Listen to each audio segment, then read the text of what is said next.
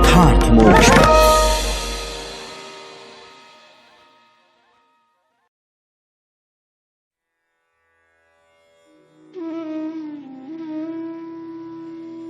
द्विषष्टितमः सर्गः। श्री राम का ऋषियों से लवणासुर के आहार विहार के विषय में पूछना और शत्रुघ्न की रुचि जानकर उन्हें लवण वध के कार्य में नियुक्त करना। ऋषियों के इस प्रकार कहने पर श्री रामचंद्र जी ने उनसे हाथ जोड़कर पूछा, लवणासुर क्या खाता है? उसका आचार व्यवहार कैसा है? रहने सहने का ढंग क्या है और वो कहां रहता है?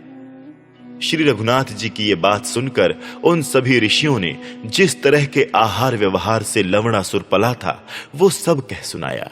वे बोले, प्रभु, उसका आहार तो सभी प्राणी है, परंतु विशेषतः वो तपस्वी मुनियों को खाता है। उसके आचार व्यवहार में बड़ी क्रूरता और भयानकता है और वो सदा मधुवन में निवास करता है। वो प्रतिदिन कई सहस्त्र सिंह, व्याघ्र, मृग, पक्षी और मनुष्यों को मारकर खा जाता है। संहार काल आने पर मुंह बाकर खड़े हुए यमराज के समान वो महाबली असुर दूसरे दूसरे जीवों को भी खाता रहता है। उनका ये कथन सुनकर श्री रघुनाथ जी ने उन महामुनियों से कहा, महर्षियों, मैं उस राक्षस को मरवा डालूंगा। आप लोगों का भय दूर हो जाना चाहिए। इस प्रकार उन उग्र तेजस्वी मुनियों के समक्ष रघुकुल नंदन श्री राम ने प्रतिज्ञा करके वहां एकत्र हुए अपने सभी भाइयों से पूछा, बंधुओं, लवण को कौन वीर मारेगा? उसे किसके हिस्से में रखा जाए? महाबाहु भरत के या बुद्धिमान शत्रुघ्न के? रघुनाथ जी के इस प्रकार पूछने पर भरत जी बोले, भैया, मैं इस लवण का वध करूंगा, इसे मेरे हिस्से में रखा जाए। भरत जी की ये धीरता और वीरता पूर्ण शब्द सुनकर शत्रुघ्न जी सोने का सिंहासन छोड़कर खड़े हो गए और महाराज श्री राम को प्रणाम करके बोले, रघुनंदन, महाबाहु, मझले भैया तो बहुत से कार्य कर चुके हैं। पहले जब अयोध्यापुरी आपसे सुनी हो गई थी, उस समय आपके आगमन काल तक हृदय में अत्यंत संताप लिए इन्होंने अयोध्यापुरी का पालन किया था। पृथ्वीनाथ, महायशस्वी भरत ने नंदीग्राम में दुखद शैया पर सोते हुए पहले बहुत से दुख भोगे हैं। ये फल मूल खाकर रहते थे और सिर पर जटा बढ़ाए चीर वस्त्र धारण करते थे। महाराज, ऐसे ऐसे दुख भोग कर ये रघुकुल नंदन भरत मुझ सेवक के रहते हुए फिर अधिक क्लेश नहीं उठाएं। शत्रुघ्न के ऐसा कहने पर श्री रघुनाथ जी फिर बोले, काकुत्स, तुम जैसा कहते हो वैसा ही हो। तुम ही मेरे इस आदेश का पालन करो। मैं तुम्हें मधु के सुंदर नगर में राजा के पद पर अभिषिक्त करूंगा। महाबाहो, यदि तुम भरत को क्लेश देना ठीक नहीं समझते तो इनको यहीं रहने दो। तुम शूरवीर हो, अस्त्र विद्या के ज्ञाता हो तथा तुम में नूतन नगर निर्माण करने की शक्ति है। तुम यमुना जी के तट पर सुंदर नगर बसा सकते हो और उत्तमोत्तम जनपदों की स्थापना कर सकते हो। जो किसी राजा के वंश का उच्छेद करके उसकी राजधानी में दूसरे राजा को स्थापित नहीं करता, वो नरक में पड़ता है। अतः तुम मधु के पुत्र पापात्मा लवणासुर को मारकर धर्म पूर्वक वहां के राज्य का शासन करो। शूरवीर, यदि तुम मेरी बात मानने योग्य समझो तो मैं जो कुछ कहता हूं उसे चुपचाप स्वीकार करो। बीच में बात काटकर कोई उत्तर तुम्हें नहीं देना चाहिए। बालक को अवश्य ही अपने बड़ों की आज्ञा का पालन करना चाहिए। शत्रुघ्न, वशिष्ठ आदि मुख्य ब्राह्मण विधि और मंत्रोच्चारण के साथ तुम्हारा अभिषेक करेंगे। मेरी आज्ञा से प्राप्त हुए इस अभिषेक को तुम स्वीकार करो। इस प्रकार श्री वाल्मीकि निर्मित आर्ष रामायण आदि काव्य के उत्तरकांड में 62वां सर्ग पूरा हुआ। त्रिषष्टितमः सर्गः। श्री राम द्वारा शत्रुघ्न का राज्याभिषेक तथा उन्हें लवणासुर के शूल से बचने के उपाय का प्रतिपादन। श्री रामचंद्र जी के ऐसा कहने पर बल विक्रम से संपन्न शत्रुघ्न बड़े लज्जित हुए और धीरे धीरे बोले, ककुत्स कुलभूषण नरेश्वर, इस अभिषेक को स्वीकार करने में तो मुझे अधर्म जान पड़ता है। भला बड़े भाइयों के रहते हुए छोटे का अभिषेक कैसे किया जा सकता है? तथापि पुरुष प्रवर, हे महाभाग, आपकी आज्ञा का पालन तो मुझे अवश्य करना ही चाहिए। आपका शासन किसी के लिए भी दुर्लंघ्य है। वीर, मैंने आपसे तथा वेद वाक्यों से भी ये बात सुनी है। वास्तव में मझले भैया की प्रतिज्ञा कर लेने पर मुझे कुछ नहीं बोलना चाहिए था। मेरे मुंह से ये बड़े ही अनुचित शब्द निकल गए कि मैं लवण को मारूंगा। पुरुषोत्तम, उस अनुचित कथन का ही परिणाम है कि मेरी इस प्रकार दुर्गति हो रही है। मुझे बड़ों के होते हुए अभिषिक्त होना पड़ता है। बड़े भाई के बोलने पर मुझे फिर कुछ उत्तर नहीं देना चाहिए था, परंतु मैंने इस नियम का उल्लंघन किया, इसलिए आपने ऐसा आदेश दे दिया जो स्वीकार कर लेने पर मेरे लिए अधर्म युक्त होने के कारण परलोक के लाभ से भी वंचित करने वाला है। तथापि आपकी आज्ञा मेरे लिए दुर्लंघ्य है, अतः मुझे इसको स्वीकार करना ही पड़ेगा। काकुत्स्थ, अब आपकी जो आज्ञा हो चुकी उसके विरुद्ध मैं दूसरा कोई उत्तर नहीं दूंगा। मानद, कहीं ऐसा ना हो कि दूसरा कोई उत्तर देने पर मुझे इससे भी कठोर दंड भोगना पड़े।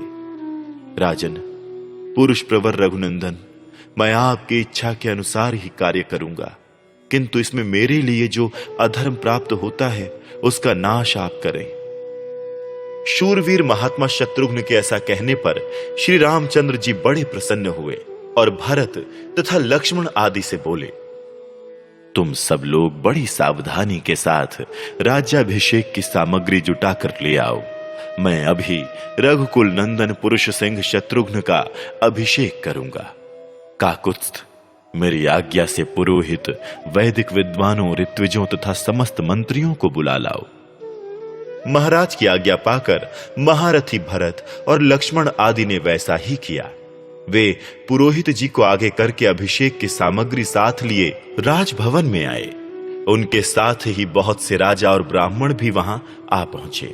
तदनंतर महात्मा शत्रुघ्न का वैभवशाली अभिषेक आरंभ हुआ, जो श्री रघुनाथ जी तथा समस्त पुरवासियों के हर्ष को बढ़ाने वाला था। जैसे पूर्व काल में इंद्र आदि देवताओं ने स्कंद का देव सेनापति के पद पर अभिषेक किया था, उसी तरह श्री राम आदि ने वहां शत्रुघ्न का राजा के पद पर अभिषेक किया।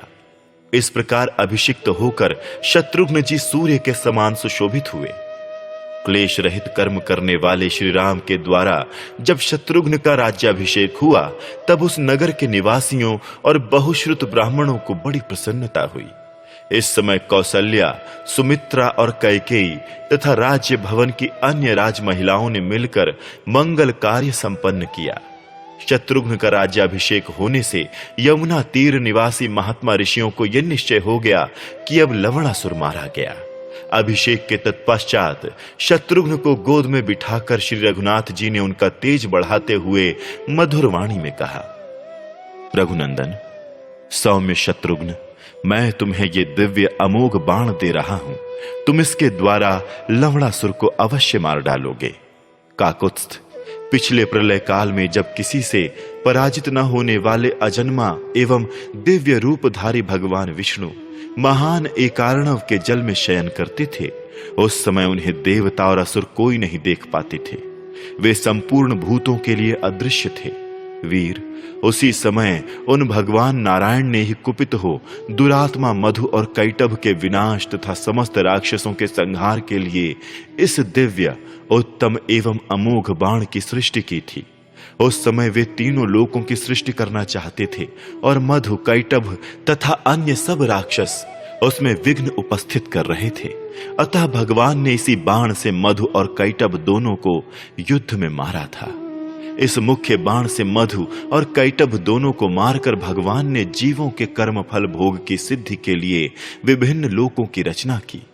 शत्रुघ्न, पहले मैंने रावण का वध करने के लिए भी इस बाण का प्रयोग नहीं किया था, क्योंकि इसके द्वारा बहुत से प्राणियों के नष्ट हो जाने की आशंका थी। लवण के पास जो महात्मा महादेव जी का शत्रु विनाश के लिए दिया हुआ मधु का दिव्य, उत्तम एवं महान शूल है, उसका वो प्रतिदिन बारंबार पूजन करता है और उसे महल में ही गुप्त रूप से रखकर समस्त दिशाओं में जा जाकर अपने लिए उत्तम आहार का संग्रह करता है। जब कोई युद्ध की इच्छा रखकर उसे ललकारता है, तब वो राक्षस उस शूल को लेकर अपने विपक्षी को भस्म कर देता है। पुरुष सिंह, जिस समय वो शूल उसके पास ना हो और वो नगर में भी ना पहुंच सका हो, उसी समय पहले से ही नगर के द्वार पर जाकर अस्त्र शस्त्र धारण किए उसकी प्रतीक्षा में डटे रहो।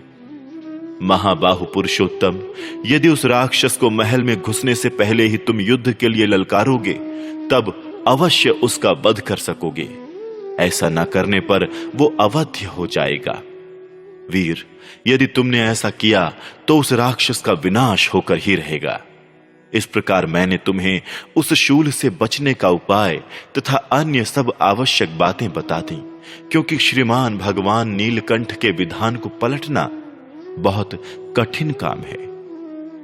इस प्रकार श्री वाल्मीकि निर्मित आर्ष रामायण आदि काव्य के उत्तर कांड में 63वां सर्ग पूरा हुआ।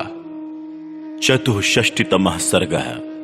श्री राम की आज्ञा के अनुसार शत्रुघ्न का सेना को आगे भेजकर 1 मास के पश्चात स्वयं भी प्रस्थान करना।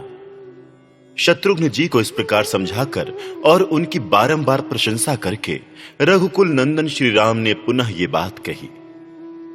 पुरुष प्रवर, ये 4000 घोड़े, 2000 रथ, 100 हाथी और रास्ते में तरह तरह के सामान की दुकानें लगाने वाले बनिए लोग विक्रय की आवश्यक वस्तुओं के साथ तुम्हारे साथ जाएंगे। साथ ही मनोरंजन के लिए नट और नर्तक भी रहेंगे। पुरुष श्रेष्ठ शत्रुघ्न, तुम 10 लाख सुवर्ण मुद्रा लेकर जाओ। इस तरह पर्याप्त धन और सवारियां अपने साथ रखो। इस सेना का भली भांति भरण पोषण किया गया है। ये हर्ष तथा उत्साह से पूर्ण, संतुष्ट और उद्दंडता से रहित होकर आज्ञा के अधीन रहने वाली है। नरश्रेष्ठ, इसे मधुर भाषण से और धन देकर प्रसन्न रखना। रघुनंदन, अत्यंत प्रसन्न रखे गए सेवक समूह जहां खड़े होते या साथ देते हैं, वहां ना तो धन टिक पाता है, ना स्त्री ठहर सकती है और ना भाई बंधु ही खड़े हो सकते हैं।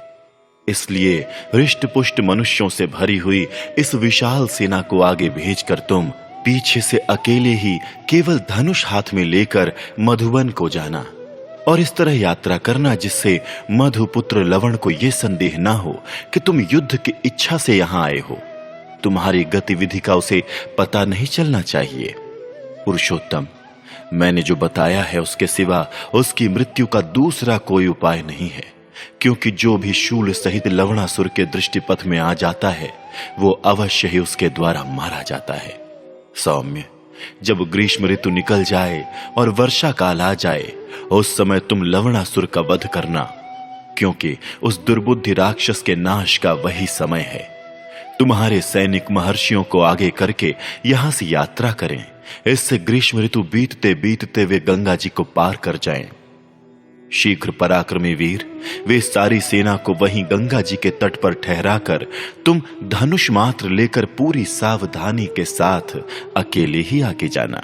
श्री रामचंद्र जी के ऐसा कहने पर शत्रुघ्न जी ने अपने प्रधान सेनापतियों को बुलाया और इस प्रकार कहा, देखो, मार्ग में जहां जहां डेरा डालना है उन पड़ावों का निश्चय कर लिया गया है। तुम्हें वहीं निवास करना होगा। जहां भी ठहरो, विरोध भाव को मन से निकाल दो, जिससे किसी को कष्ट ना पहुंचे। इस प्रकार उन सेनापतियों को आज्ञा दे अपनी विशाल सेना को आगे भेजकर शत्रुघ्न ने कौसल्या, सुमित्रा तथा कैकेयी को प्रणाम किया। तत्पश्चात श्री राम की परिक्रमा करके उनके चरणों में मस्तक झुकाया, फिर हाथ जोड़कर भरत और लक्ष्मण की भी वंदना की। तदनंतर मन को संयम में रखकर शत्रुघ्न ने पुरोहित वशिष्ठ को नमस्कार किया।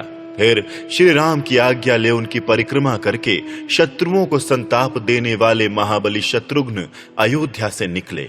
गजराजों और श्रेष्ठ अश्वों के समुदाय से भरी हुई विशाल सेना को आगे भेजकर रघुवंश की वृद्धि करने वाले शत्रुघ्न 1 मास तक महाराज श्री राम के पास ही रहे। उसके बाद उन्होंने वहां से प्रस्थान किया।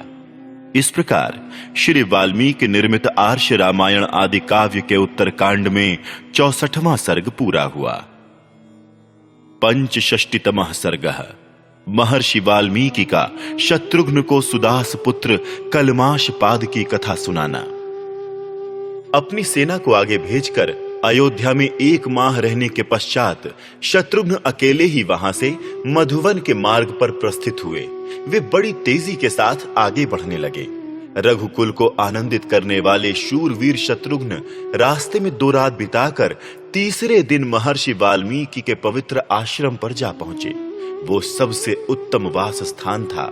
वहां उन्होंने हाथ जोड़ मुनि श्रेष्ठ महात्मा वाल्मीकि को प्रणाम करके ये बात कही। भगवान, मैं अपने बड़े भाई श्री रघुनाथ जी के कार्य से इधर आया हूं। आज रात को यहां ठहरना चाहता हूं और कल सवेरे वरुण देव द्वारा पालित पश्चिम दिशा को चला जाऊंगा। शत्रुघ्न की यह बात सुनकर मुनिवर वाल्मीकि ने उन महात्मा को हंसते हुए उत्तर दिया, महायशस्वी वीर, तुम्हारा स्वागत है। सौम्य, यह आश्रम रघुवंशियों के लिए अपना ही घर है। तुम निशंक होकर मेरी ओर से आसन, पाद्य और अर्घ्य स्वीकार करो। तब वो सत्कार ग्रहण करके शत्रुघ्न ने फल मूल का भोजन किया। इससे उन्हें बड़ी तृप्ति हुई। फल मूल खाकर वे महर्षि से बोले, मुने, इस आश्रम के निकट जो ये प्राचीन काल का यज्ञ वैभव दिखाई देता है, ये किसका है? किस यजमान नरेश ने यहां यज्ञ किया था? उनका यह प्रश्न सुनकर वाल्मीकि जी ने कहा, शत्रुघ्न, पूर्व काल में जिस यजमान नरेश का यह यज्ञ मंडप रहा है, मैं उसे बताता हूं, सुनो। तुम्हारे पूर्वज राजा सुदास इस भूमंडल के स्वामी हो गए हैं। उन भूपाल के वीर सह नामक एक पुत्र हुआ जो बड़ा पराक्रमी और अत्यंत धर्मात्मा था। सुदास का वो शूरवीर पुत्र बाल्यावस्था में ही एक दिन शिकार खेलने के लिए वन में गया। वहां उसने 2 राक्षस देखे जो सब ओर बारंबार विचर रहे थे। वे दोनों घोर राक्षस बाघ का रूप धारण करके कई हजार मृगों को मारकर खा गए, फिर भी संतुष्ट नहीं हुए। उनके पेट नहीं भरे। सौदास ने उन दोनों राक्षसों को देखा, साथ ही उनके द्वारा मृग शून्य किए गए उस वन की अवस्था पर दृष्टिपात किया। इससे वे महान क्रोध से भर गए और उनमें से एक को विशाल बाण से मार डाला। एक को धराशायी करके वे पुरुष प्रवर सौदास निश्चिंत हो गए। उनका अमर्ष जाता रहा और वे उस मरे हुए राक्षस को देखने लगे।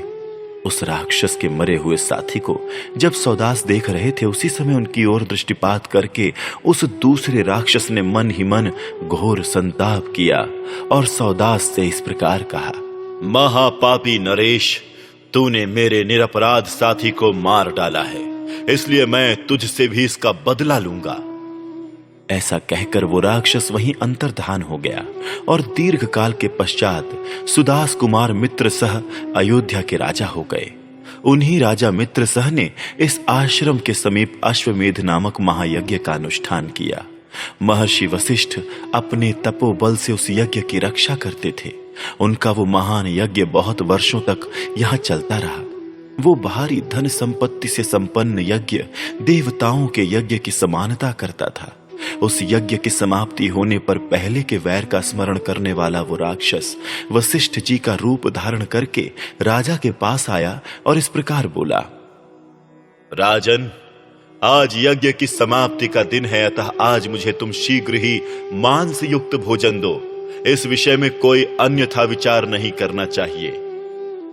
ब्राह्मण रूपधारी राक्षस की कही हुई बात सुनकर राजा ने रसोई बनाने में कुशल रसोइयों से कहा, तुम लोग आज शीघ्र ही मांस युक्त हविष्य तैयार करो और उसे ऐसा बनाओ जिससे स्वादिष्ट भोजन हो सके तथा मेरे गुरुदेव उससे संतुष्ट हो सके। महाराज की आज्ञा को सुनते ही रसोइये के मन में बड़ी घबराहट पैदा हो गई। ये देख फिर उस राक्षस ने ही रसोइये का वेश बना लिया। उसने मनुष्य का मांस लाकर राजा को दे दिया और कहा, ये मांस युक्त अन्न एवं हविष्य लाया हूं, ये बड़ा ही स्वादिष्ट है। नरश्रेष्ठ अपनी पत्नी रानी मदयंती के साथ राजा मित्रसह ने राक्षस के लाए हुए उस मांस युक्त भोजन को वशिष्ठ जी के सामने रखा। थाली में मानव मांस परोसा गया है ये जानकर ब्रह्मर्षि वशिष्ठ महान क्रोध से भर गए और इस प्रकार बोले, राजन, तुम मुझे ऐसा भोजन देना चाहते हो, इसीलिए अब यही तुम्हारा भोजन होगा, इसमें संशय नहीं है। ये सुनकर सौदास ने भी कुपित हो हाथ में जल ले लिया और वशिष्ठ मुनि को शाप देना आरंभ किया। तब तक उनकी पत्नी ने उन्हें रोक दिया। वे बोली, राजन, भगवान वशिष्ठ मुनि हम सब के स्वामी हैं, अतः आप अपने देवतुल्य पुरोहित को बदले में शाप नहीं दे सकते। तब धर्मात्मा राजा ने तेज और बल से संपन्न उस क्रोधमय जल को नीचे डाल दिया, उससे अपने दोनों पैरों को ही सींच लिया। ऐसा करने से राजा के दोनों पैर तत्काल चितकबरे हो गए। तभी से महायशस्वी राजा सौदास कलमाश पाद हो गए और उसी नाम से उनकी ख्याति हुई। तदनंतर पत्नी सहित राजा ने बारंबार प्रणाम करके फिर वशिष्ठ से कहा, ब्रह्मर्षि, आप ही का रूप धारण करके किसी ने मुझे ऐसा भोजन देने के लिए प्रेरित किया था। राजाधिराज मित्रसह की वो बात सुनकर और उसे राक्षस की करतूत जानकर वशिष्ठ ने पुनः उस नरश्रेष्ठ नरेश से कहा, राजन, मैंने रोष से भरकर जो बात कह दी है, इसे व्यर्थ नहीं किया जा सकता, परंतु इससे छूटने के लिए मैं तुम्हें एक वर दूंगा। राजेंद्र, वो वर इस प्रकार है, ये शाप 12 वर्षों तक रहेगा, उसके बाद इसका अंत हो जाएगा। मेरी कृपा से तुम्हें बीती हुई बात का स्मरण नहीं रहेगा।